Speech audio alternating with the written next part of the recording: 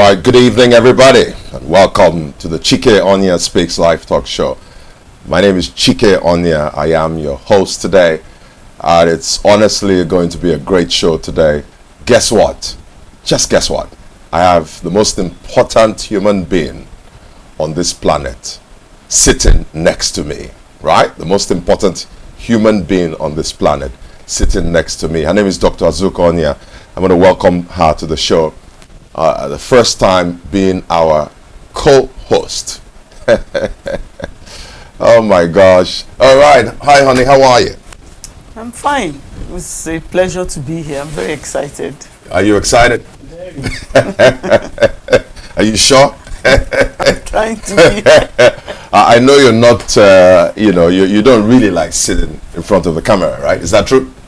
Yeah, I don't. Let's cut to the chase.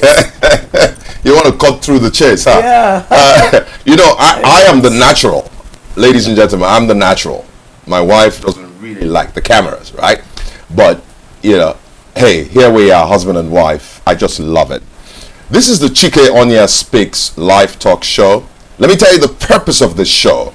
It's very simple. We're here to touch one life and one family at a time. If you're joining in from the US, my wife and I used to live in California. We want to welcome you all the way from Los Angeles. If you're tuning in, I know my daughter will be tuning in from New York. My children are in New York now. They're going to be tuning in. I want to welcome you guys from New York City. Maybe my mom is watching. My in-laws are watching. Different people, my friends, my business partners, my colleagues. Some of the people also, honey, who do you want to say welcome to? Welcome to everybody from all over the world. Wherever you're tuning in from, you're welcome to the show. It's going to be a very exciting show today. Do you want to tell them about the topic? The topic, yeah, very, very, very near and dear to my heart. Today we're talking about, parenting in the 21st century. And specifically, we're going to try to juxtapose and compare and contrast, like Nigerians would say. By the way, we're broadcasting live from Lagos, Nigeria. Yes, shout out to the Nigerians watching. We're going to be talking today about fathers in particular and the role of a father in the child's life, right? And the impact the father has. Sunday, June 16th, coming up 2 days from now, is Father's Day. And bless the fathers, shout out to the fathers. I know we don't get enough props out there, but hey, I'm here representing you guys today. So we're going to be talking about Father's Day today. Parenting. We're going to be going back in time to look at some of the traditional ways that parents have, guided their children. Fathers specifically. Fathers specifically. Okay, my wife is correcting me. You see, that's why she's the co-host on the show. She's going to be here to put me in check. You know how that is. Anyway, I'm used to it. She's always putting me in check, right? Okay, so fathers in particular, correct? Fathers in particular. And we're going to look at, traditionally, maybe even how my father raised me. The late Chike Marigold Onyia, Ezechimewan of Udi. Right? He's no longer here of blessed memory. Daddy, I miss you, I love you. Coming Father's Day, right? So my dad, raised me a particular way. Now I'm a father. And the question is, taking some of the things I learned from my dad traditionally and being a Nigerian, growing up here, stuff like that, and then try to juxtapose it, compare, contrast, put it side by side with what a modern father should look like. And ultimately, the goal is simply to talk to a father out there, to talk to fathers out there, to bless them and to tell them they're very important in the world today. Your thoughts? No, it's an excellent topic. Actually, this whole month of June is International Men's Health Month. I didn't even know that. International Men's Health Month. Really? Guys, I didn't know that. What is that all about? Tell us. My older sister told me that last night. I'm like, oh wow, so men have a whole month. Oh my God. Health. Right. And yeah, the role of a father in the life of any child or in any family is very important. And I feel that a lot of times fathers are underappreciated. because the mom is always there. And so the kids are used to the mom, you know, and so it's very key for the spotlight, you know, to shine on the fathers as well, you know. So I'm sure it's going to be a very interesting topic. So let's kick it off. Let's kick it off. So we're going to kind of role play here. That's why we're like husband and wife. We get to banter. We're not like we are. You see why this show is going to be a bit crazy? I told you guys my wife's always going to put me in check, man. That's her number one role. She's the chief checker executive. You know, she's going to ex-checker, like ex-checker in the UK. Which I'm also an accountant. Oh, you're also well, you're an accountant. My wife is a finance guru. You know, she started her career. I'm so proud of her. Started her career many years ago. And she's a finance expert, you know, just love what she does today, right? So back to the show. My wife is going to kind of play the host today, and she's going to be kind of interviewing me as a father, as a parent, and we're going to kind of, you know, deal with that and see how it goes, right? So shoot your first question. What do you want to ask me today about parenting, about fatherhood, whatever?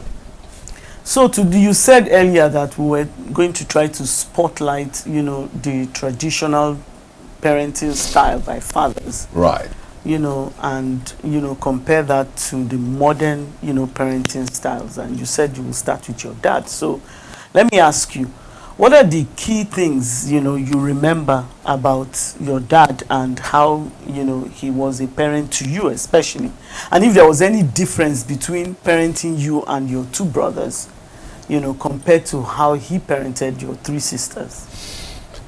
Yeah, my dad, the late Chike Senior, Marigold George Onyia, blessed memory. You know, my dad was a very learned human being. All right, he studied in the UK, I think University of Wales, and at some point I believe Daddy was at the London School of Economics. Then started his career with Shell in London. So I had a father who was very exposed, worked for Shell Oil for 22 years. I was actually born in Shell, Port Harcourt, Shell Hospital and Shell Camp, Port Harcourt. So my father was an aristocrat, very exposed, but he was first and foremost a very thorough human being. Thorough, you know, very diligent, very reliable, very thorough. Some would call him a disciplinarian. My father did not take any nonsense. You couldn't mess around when Daddy was around. Did he spank you? Definitely. How often? Did he spank me like Azuka? What do you? My dad, funny enough, my dad never spanked me. Really? Your dad didn't spank you? My dad, but did your dad spank any other siblings of yours? I don't remember. I'm from a Catholic family, so my parents had 11 kids and I'm number 10. Wow, 11, you're number 10. Yeah, I'm number 10. I never saw him spank anybody anyway. Really? So anyway, we're talking about your dad. Yeah, my dad spanked me. He did. And not only did he spank me, he spanked my siblings. Okay. For sure.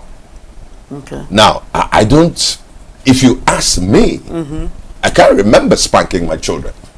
I can't remember. It's lost in time. No, you spanked. Okay, did I spank somebody? Kids, yes. Okay, I spanked somebody. Yes, once. Really, once. Okay. You did a lousy job. I did a lousy job. Maybe what she means by a lousy job, you just bring your hand and I use like a pencil and say, "Ta! Don't do this again." But when Daddy spanked me, he spanked big time. You know, so he was strict. He was a disciplinarian. He was thorough. So that's what I remember my dad. So when you say he was thorough, what does that mean? It simply means that he had very high standards of excellence. Okay. So my daddy would not go late anywhere in the world. Going to church, going to family, you know, events or whatever. Okay. Picking us up from school, taking us to school. So he did take you guys to school? My dad drove us to school pretty much every day. And he picked you back Daddy from school? Picked us up. You know, I went to a school just across the street from Shell, where Daddy worked. Right? So after school, he would pick us up, or when I grew older, I would just walk across the street to the Shell office. You know, and then at some point we were on our way home, and that happened with all my siblings per se. So he was very involved. That's another thing about my dad. My father would close Shell at 4 o'clock and come home and take my sisters out to piano lessons. In fact, they went for, was it ballet? I want to get that right. I know my daughter Rema is listening from New York. She will soon say, you Nigerian TikTok parents, it's not ballet. What is it? It's ballet, ballet, whatever she's gonna call it. If she's in New York, she's gonna make fun of me now. But Rema, like whatever, man. I'm a Nigerian, I'm an African parent, so allow me to speak. So he will come home and drive my sisters, Ebele and Ngozi, my older sisters, to ballet class and piano lessons, you know. He would take us to swimming at Federal Palace Hotel. Would take us to Sandy Park, you know, Barbage, and he was very, very involved. And that's why I started by saying that even though he was a traditionalist, my father was an aristocrat because he was exposed and he brought a mixture of that. So he would be nice and kind and loving. He was very loving and very kind. Daddy would do anything for his children. That's another thing I want to say. He was a very loving father. He would sacrifice his whole, in fact, he did sacrifice his entire life for his family. Finally, my father was very family oriented. His family was the most important thing to him. Apparently, you know, my dad lost his dad when he was about 10 years of age and lost his mom, I think about 8 months after he was born, and he was the only child. So my father was an orphan at 10 and raised by his uncle. So when daddy became a father, he would say to me, appreciate these times, appreciate times with your family, appreciate your siblings, appreciate your mom, because he didn't have a mom. I mean, didn't know his mom, right? So that's a little bit about my dad. Okay, so the traditional side of him is with regards to the spanking. He spanked you. Yeah, he would punish you. He would spank you. There's no doubt about that. But you know, aside from the spanking anyway, most of the things that you said about your dad point to how the modern dads are. You know, a lot of dads didn't take their kids to school, and they wouldn't do school runs. That is, my dad never. You mean traditionally? Traditionally, right? My dad never did no school run. You know, we had drivers, you know, that took us to school and back. Right, you know? right. My dad never took us swimming lessons or ballet or piano lessons. Somebody else did that, you know. But my dad was loving, you know, in his own way. He never, you know, the way my dad showed love was he played a lot with us. It was jovial. Yes, my dad was very jovial. You know, I grew up in a home where, you know, a lot of jokes were told. You know, every time there was a lot of laughter. No wonder you're always making fun of me. Always jesting, always joking. My wife is always laughing and always full of humor. So you took that after your dad. Yes, my dad was a very fun, jovial person. He would tell a lot of jokes. You know, my dad took us for picnics. You know, we'll pack picnic baskets, you know, most weekends, and we'll just go off somewhere, you know, spread the picnic mat on the ground and just, you know, enjoy ourselves as a family, even though we are a large family. You know, he did that. We had big, you know, family cars that would contain all of us. All 11 children. 11 children. Yeah, my well, gosh. most of us, you know, growing up, because by the time I was like 5, 6, the older ones had gone to university. So, but my dad was also, you know, traditional in the sense that, I mean, he didn't do school runs. Maybe he didn't even think of it. He never took anybody to piano lessons or anything. He would just pay for someone to take you there. Right. You know, and also from a traditional standpoint, my dad paid 99% of the bills in the house. 99% of the bills. 99% of the bills in the house he paid. You know, my mom worked. She was a teacher. You know, just like your mom worked too. But my mom's pay was, you know, she just used it to entertain us, the kids. But you know, so from a traditional standpoint, you know, that's where my, you know, I see, I get it. Dad was. But how would you, you know, compare, you know, and contrast the role that your dad played, you know, in your life, and how he parented you with how you're parenting our kids now? Okay. What are the things that you picked up from your dad, and what are the things that you looked at and said, I don't want to be like that. Yeah, I don't want to be, you know, I don't want to be my dad in that respect. That's funny. All right, before I go there, if you're just joining us, I want to welcome you to the Chike Onyia Speaks Live talk show. I'm so excited to be here today. You know why? One reason is because my wife is with me co-hosting. She's become the permanent co-host on the show. She agreed. I had to, you know, cajole her, you know what I'm saying? But you're welcome to the show. If you're joining in from the US, from Canada, from the UK, Nigeria, it doesn't matter where you are, you're very welcome. On the show today, we're talking about fathers in particular. We're looking at parenting, and we're asking how vital, first of all, what's the role of fathers in children's lives, and how vital is that role? And then we're also asking, when you compare and contrast and juxtapose the traditional father, say my own father many years ago, and my own style of parenting today, what's the difference, right? In a moment, we're going to open up the phone lines. If you're on our social media handles, we want to welcome you on Instagram, on Facebook, YouTube, Twitter, or it's called X now, right? Okay. Even on LinkedIn, I mean, you can make your comments there. The numbers to call, 091 6000 2661 or 091 6000 2662. For those of you who are calling internationally, I know my daughter said she was going to call in. I'm looking forward to hearing from Rema. 091 6000 2663. From the UK, US, Canada, from Cameroon, from Kenya. Wherever you're calling, you're welcome to the show. Now, back to your question, honey. So your question was, you know, when I look at my own style of parenting, right, as a father, when I look at my own style, what are the things that I'm doing today that my father did, right? And what are some things that I look at and I say, no, that's not, it's not suitable for the current era where we are. Well, let's start with the things that I'm doing today that I wish my dad had done, and he tried his best. My father's a great man, and I think later in my life is when Daddy and I started to connect more. I remember when he came to visit me in the US, I was still in I think it was my final year in law school in the US, and we spent about 30 days together alone in my apartment. And Daddy and I went to church together, we prayed together, we connected. I cooked for him, even though I don't know how to cook. I had to prepare something. We were the only ones in the house. No wonder he didn't come back. No wonder he didn't come back to my apartment. In fact, he left my apartment, went to Ngozi, his other daughter, who's a medical doctor in Wisconsin, and he never came back to my apartment.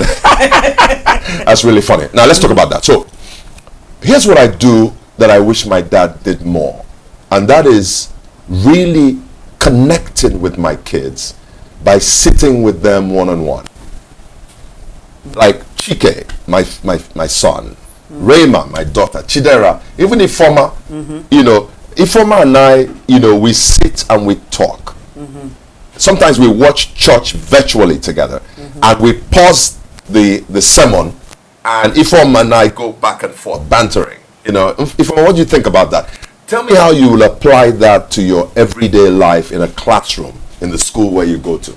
So I wish Daddy and I engaged a bit more. Maybe another challenge he had as a father was, I was always gone. So after primary school, I went off to boarding house at Federal Government College, Odugulu.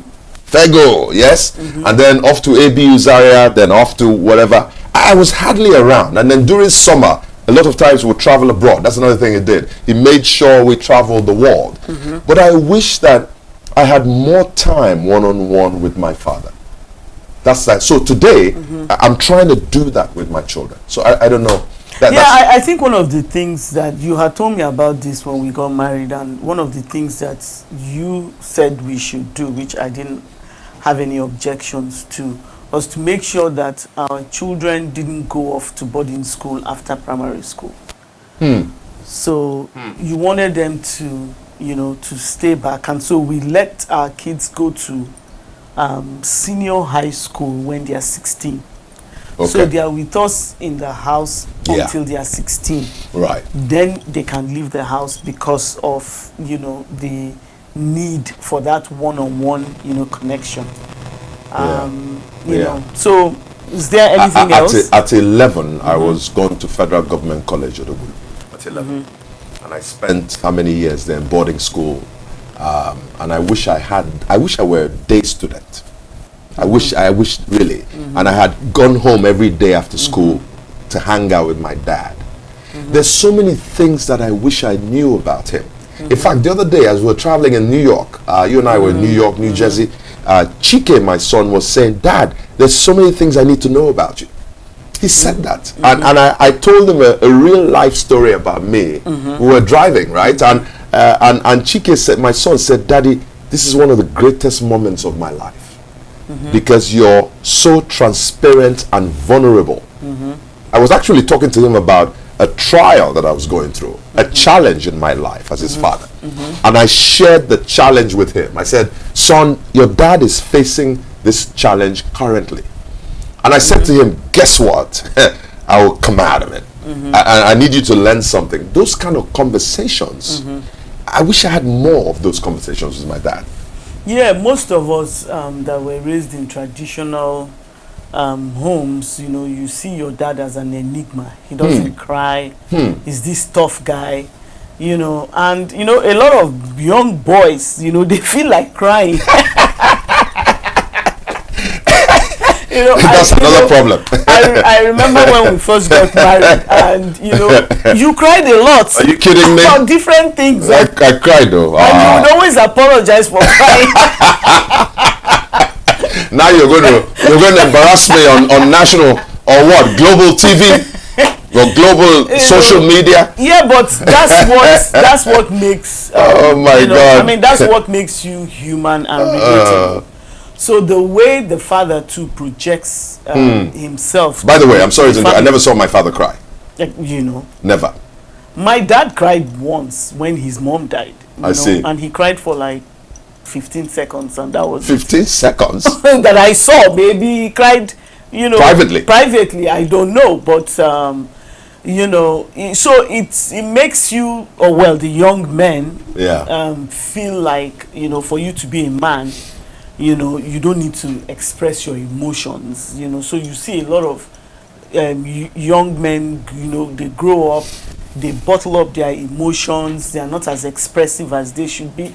And these days, with all the collateral stress in the environment, it causes hypertension, mental health issues and every kind of issues there. So the role of a dad in being transparent, to their children, vulnerable, making them know that you're a human being, you have feelings, and you think things, you feel things, you have challenges, and this is how to approach those, those challenges. It's one of the key lessons that modern day dads should learn.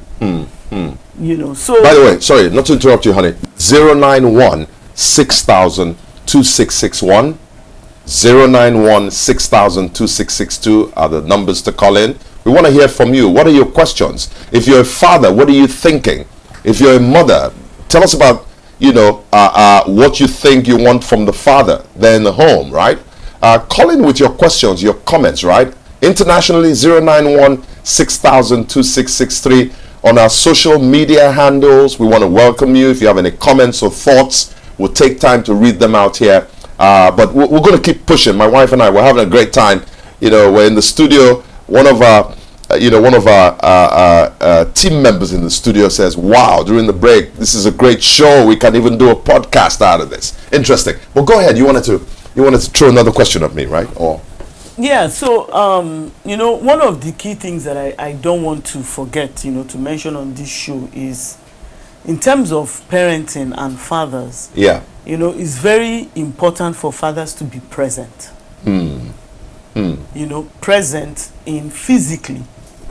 I know that most dads are the primary breadwinner of the family, and there's the financial pressure and the financial burden. Absolutely. But like, Rema and I were talking earlier today. Rema, our daughter, she and I were talking earlier today, and I'm like, what do you think your dad does well, as a father? And she said, you just being present. Really? I wasn't. And I'm like, okay, but he has to make money. And she said, if the goal of a father is just to make money, then he might as well get a dog or a cat.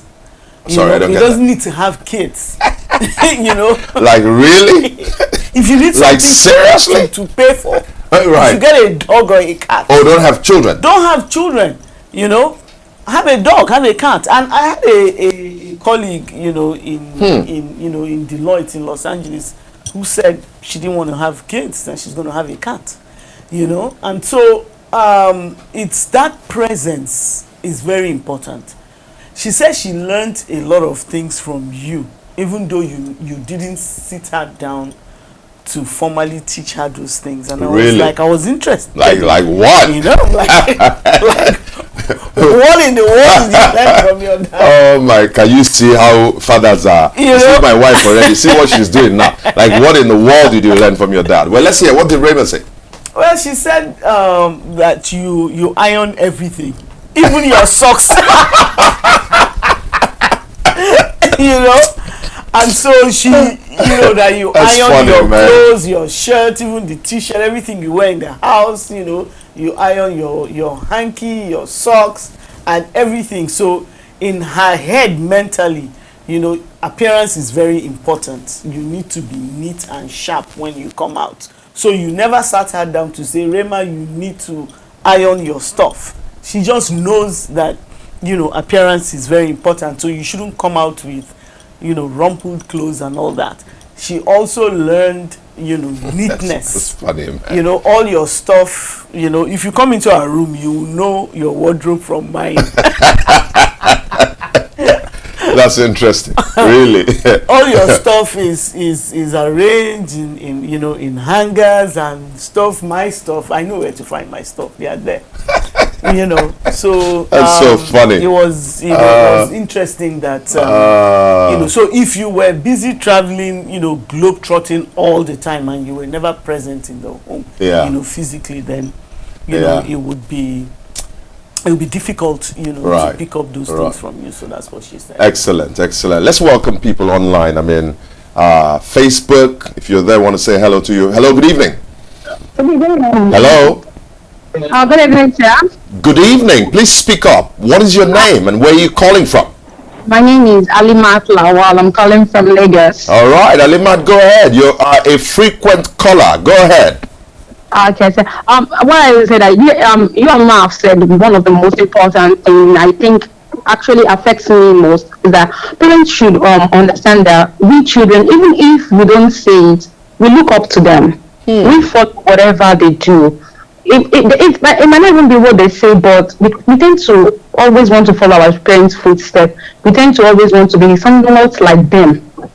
And as a parent, I believe one of the things is that we shouldn't be too strict, even as a father.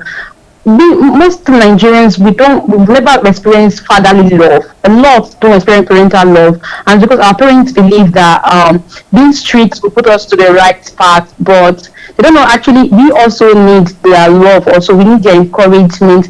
Though they should be strict with us, but they should always tend to also show us love. We need that love.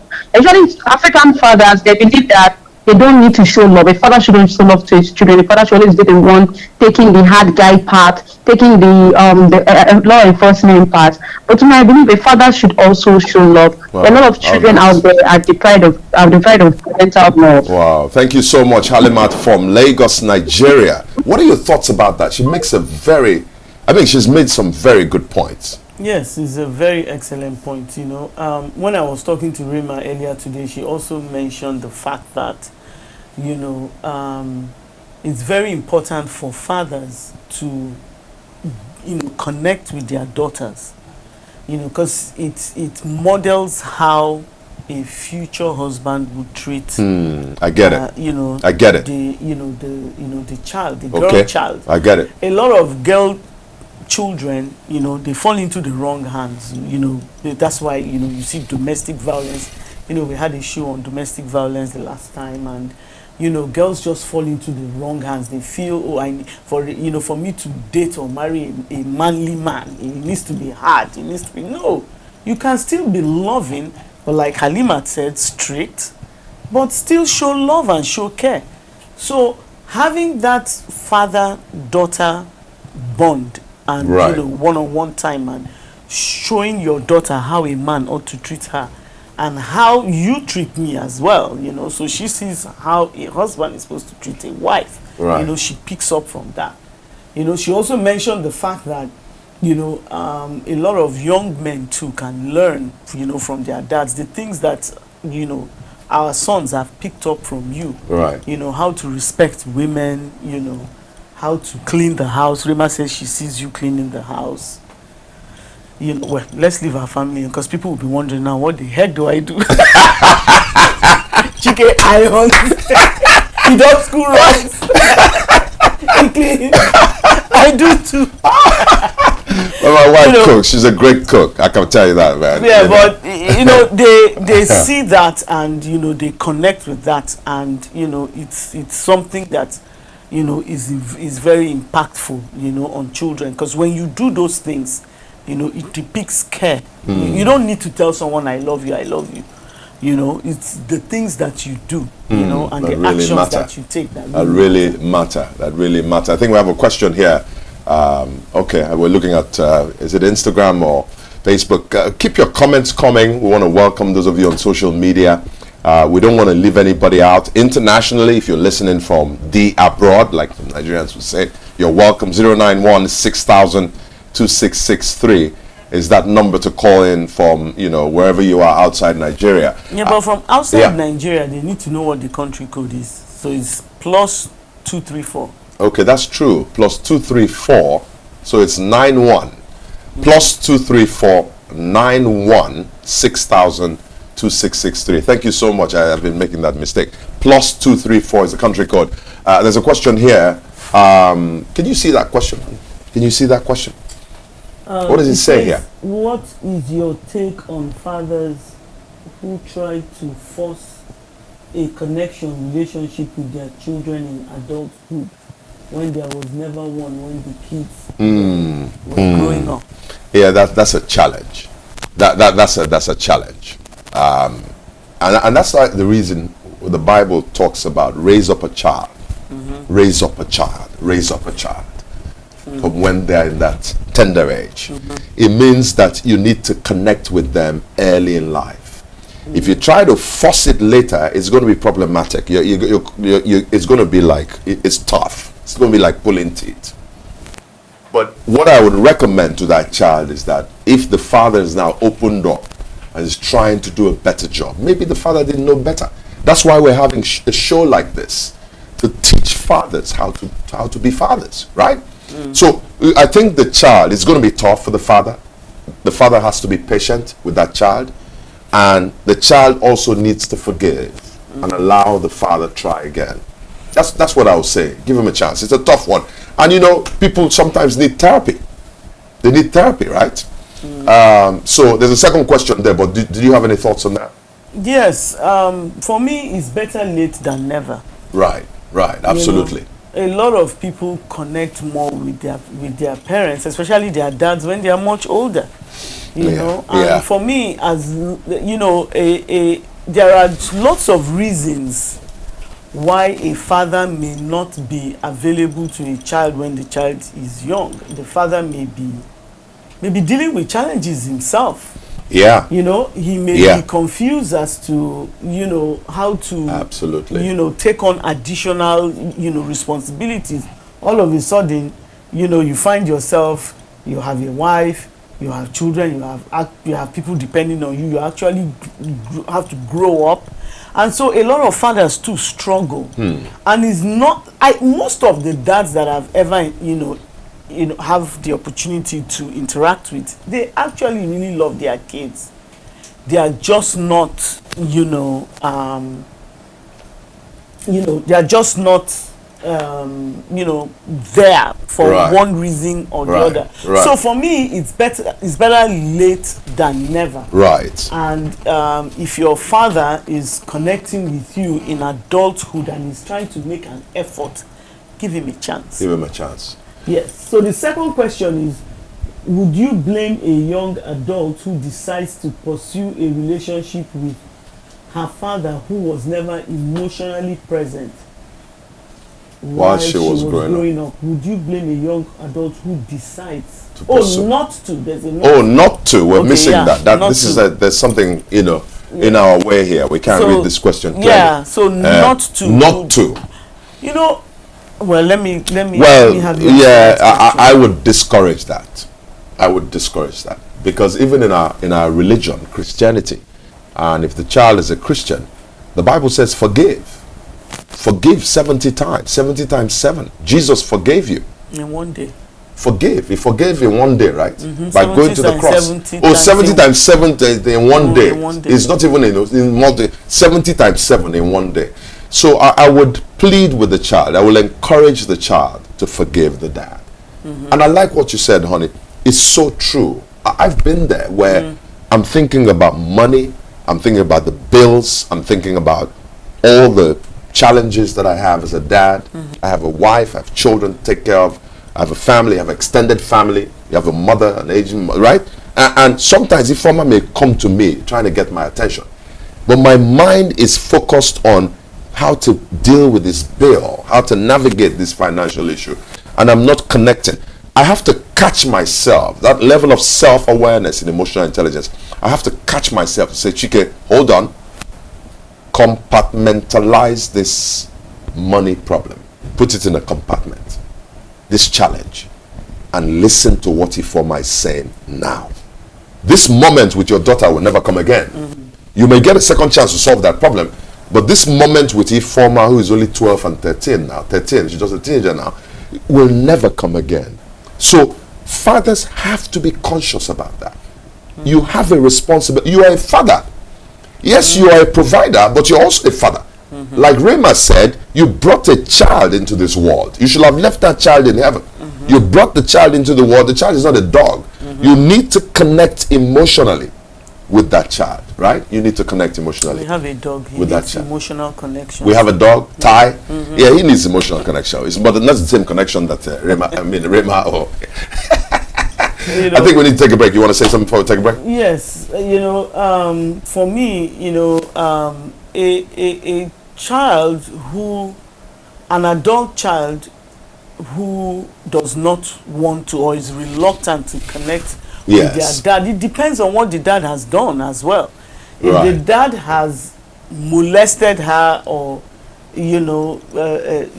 physically or emotionally abused and traumatized her, she needs to heal from that. Absolutely. I wouldn't even encourage her to expose herself because maybe the guy has not changed.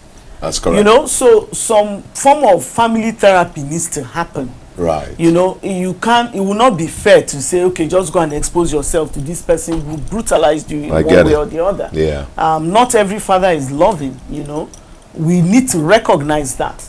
But at the end of the day, it's best for the child to come from a place of forgiveness. Right. Because forgiveness brings healing. Right. Even for the person who has been offended. So I would still say, do your best, as an adult female child to reconcile with your father. If you don't, it would affect your relationships. It will affect your mood. You even at work, you can see those who are genuinely happy and those who are not. Interesting. You know them. Interesting. Yes, and in relationships, you would see, you would easily tell the women who had good relationships with their fathers, and and the ones who who didn't, or who don't if their fathers are still alive.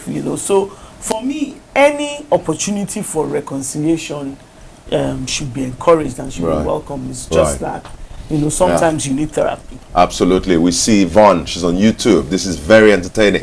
Hashtag couple goals. Thanks, Yvonne. Shout out to you. I really want to talk about something. Something's heavy on my heart. And it's the point that Halimat raised. You know, I want to talk about how fathers can really show love. How do they show love? Because it's one thing to say fathers should be loving. But the real question is, in practical terms, how does a father show love?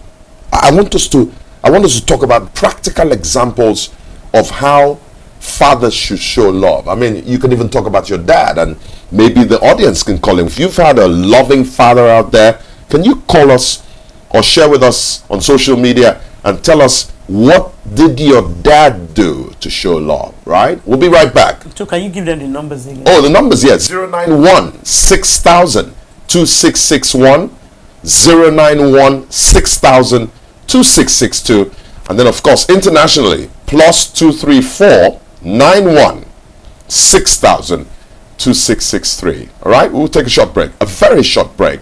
Don't go anywhere. We'll be right back. Right, welcome back to the Chike Onyia Speaks live talk show. We're broadcasting here from Lagos, Nigeria, and I'm sitting with my wife, Dr. Azuka Onyia. She's the most important human being walking this planet, the face of the earth, right? I take a bullet for my wife. I tell people all the time, I love her to death, right? Yes, that's what good husbands do. They love their wives, right? And that's what you were talking about earlier, that, you know, even our son, Chike, you know, Chike is married. Chike is 25, correct? 25, he just turned 25. Yes. And he got married when he was 23. Got married to his sweetheart, Kiana. She was 21 at the time, right? 21? Yeah. Okay. And Chike said something to me before he got married. He said, we were taking a walk that day, you know, in our estate where we live here. He was visiting Nigeria, and Chike and I took a walk, just walking in the estate. And he said to me, Dad, we're just having a chat back and forth, you know. And he said to me, Dad, you know what? You really don't need to teach me anything about how to be married. And I paused for a minute. I said, what do you mean, son? He says, ever since I've been a young lad with some sense in my head, he says, I've watched you and mom. I've watched the way you treat my mom. And that's exactly what I'm going to do when I get married. You know, and we just came back. You know, I watched this short vacation we took in New York, New Jersey. I watched Chike very carefully, and the things he says about his wife, you know, even when Kiana was not there, he kept mentioning, I need to get home to Kiana. I need to take care of Kiana. I need to. And in my mind, I says, geez, man, you're beginning to sound like your dad. Most of the people that know me well, everywhere I go in the world, I'm always talking about my wife, Azuka, always. So that's another thing that fathers do. And I think, was it Halimat that said, fathers were role models. She said it. She says, we want to be like you. We want to be like you. So the father's role is so critical in the child's life. And Halimat says, we're watching you. It's not even about what you say. We want to end up being like you. We're watching you. You're modeling the way, right? In other words, what she's saying is that whether we know it or not, whether we like it or not, as fathers, we have a very, very, very important role in the child's life. So how do you show love? Yeah. As a father? How do you show love? You know? Well, how did your dad show love to you? Okay, good. So how did my dad show love to me? First, I never lacked. I remember in Ahmadu Bello University, Zaria, where I went to school. I have a degree in architecture from ABU Zaria. You went to ABU Zaria too. And you would always remind me, like Chike, you always had money. Always. I remember, was it, which bank? One of these, I think it was First Bank or something, you know, across the street, Samaru campus. And I would always go out there and go and collect my moolah. Go and collect your money. I had money on campus, man. My daddy made sure I had money. And, you know, I felt really loved. So one way my father showed love was to always provide. Summer, we were in LA, London, Madrid. You know, we would fly around the world, you know, just all over the place. He made sure we had fun. And he spent time. Would take us to Sandy Park, Bar Beach, Federal Palace Hotel to swim. When we came back from the US, I took our children to Federal Palace, the same hotel. And I said to them, when I was a kid, my father used to bring Ebele, Ngo, myself. I used to bring us to this swimming pool in Federal Palace Hotel. So let me answer your question very clearly. My father showed love by making sure I never lacked. He always made sure I never lacked. That's one way he showed the love. And he spent time with us. He took us out to do fun things. I felt really loved. I think one other way your dad... Okay, there's a comment there, but go ahead. I think you knew my dad very well. Yes, I knew your dad. I think one other way your dad showed love to your family, to you and the kids, was he was scandal-free. Really? Yes. My dad was scandal-free. I've never heard that. What does my wife mean about being scandal? When he died, he was a peaceful burial. I guess he didn't know anybody. Funny people came out to say, oh wow, I didn't know I had a sibling. It looks just like my dad. Some people have discovered siblings that they didn't know they had at their dad's funeral, and their dads left a mess behind. So for me, you love your family by the legacy that you leave behind. I love it. And also your dad was debt free when he died. There's absolutely debt free. There were no creditors chasing you around. Not at all. Not at all. No, and he led a very simple life. Lawal Moshud Kayode is on Facebook. He says, couldn't reach on calling, I guess, today, sir. I guess he tried to call. My contribution is that fathers, he's trying to say, are role models in the society, and whatever goes on in society is portrayed by what the fathers are doing today. That's what he's trying to say here. And if the society has good fathers showing good morals, then you have a good society, and vice versa.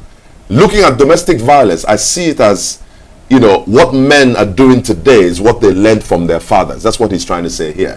So he has mentioned 2 points here. Thank you, Lawal Moshud Kaide. 2 things. Number one, fathers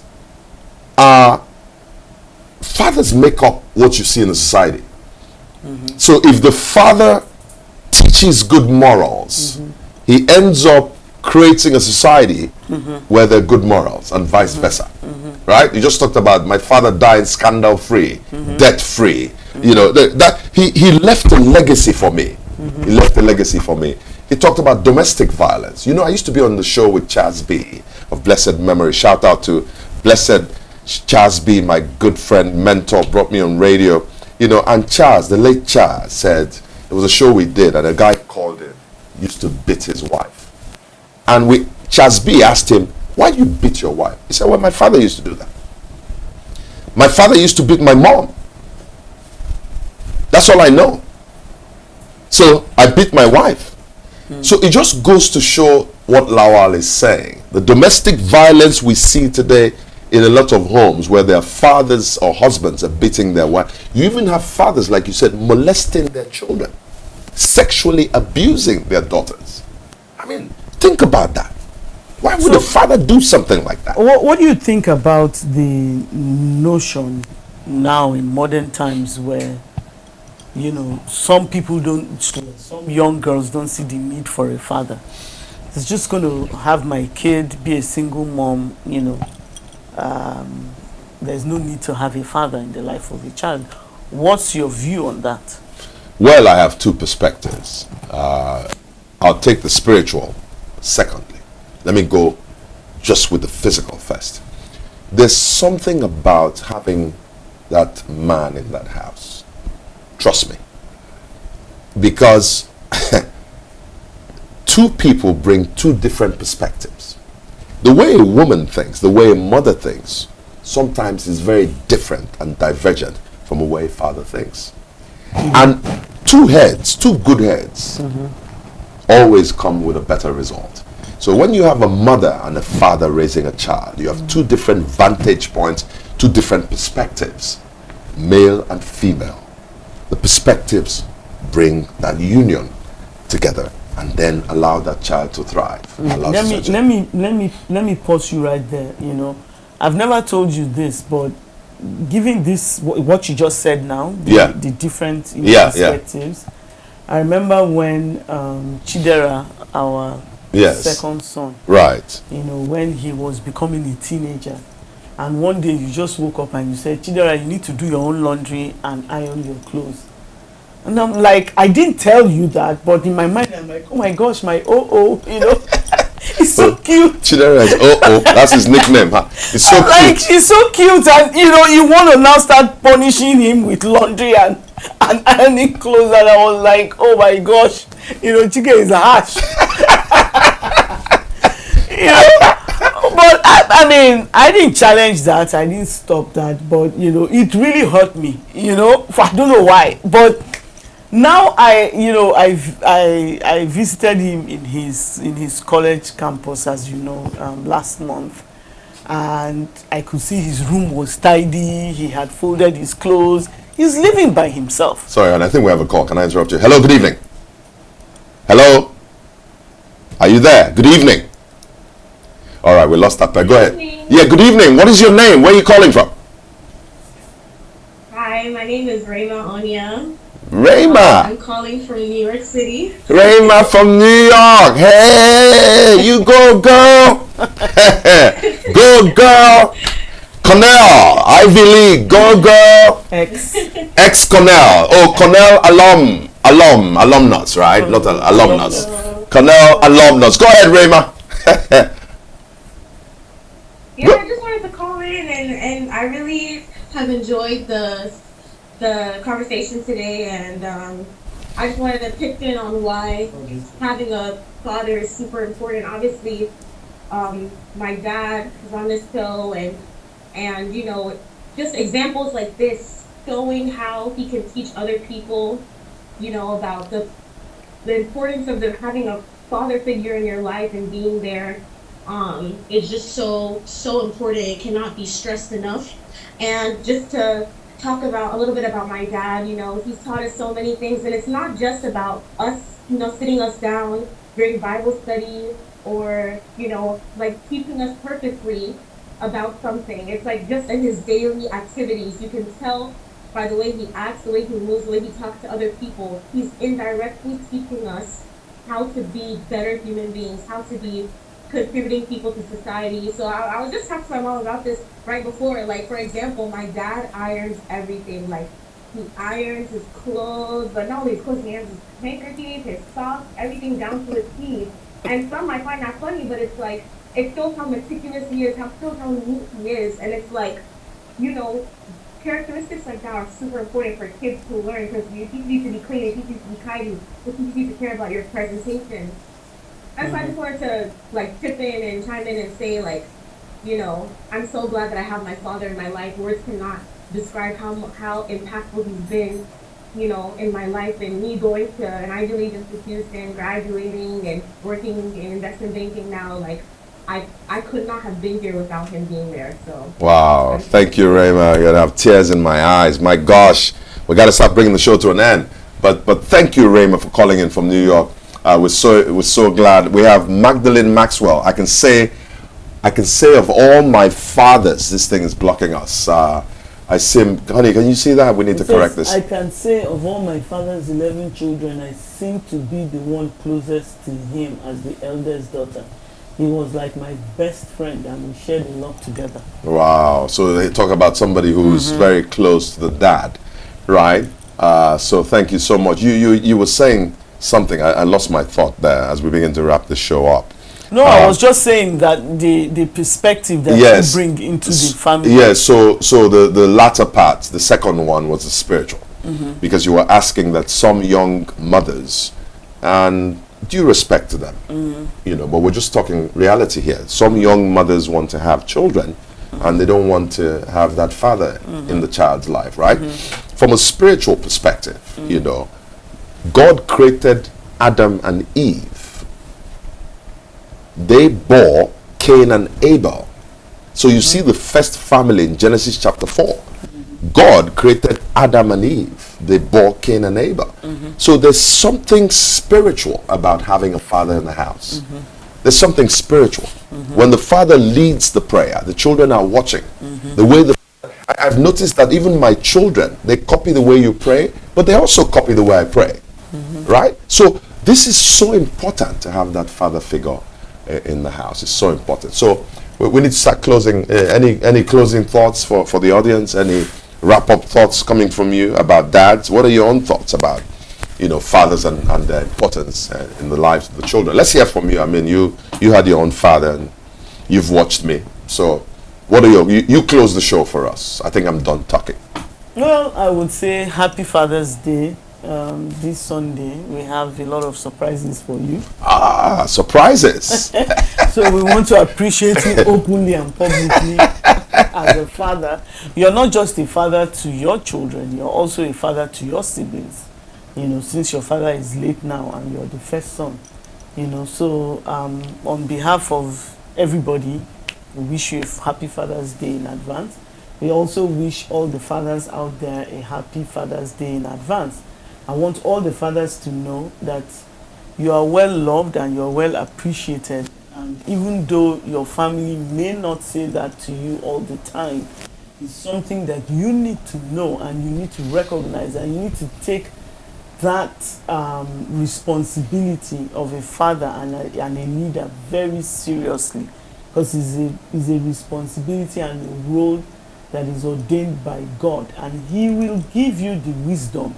Amen. Don't always feel like, I need to, it's only when I have money and I'm driving a G-Wagon that I am fit to be a father. No, the best of fathers, are not necessarily those who have material wealth. A pastor recently said when Abraham was about to die, he gave gifts to the wives, to the children of his concubines. But then he gave all that he had to Isaac. And that all is not just material gifts, it's the wisdom, it's the godliness. So fathers, don't use your own eye to underestimate your role and your importance in the life of your children and your family. So happy Father's Day. Thank you. We're going to wrap the show up and we're saying good night or good day, good morning. Thank you so much for joining us today.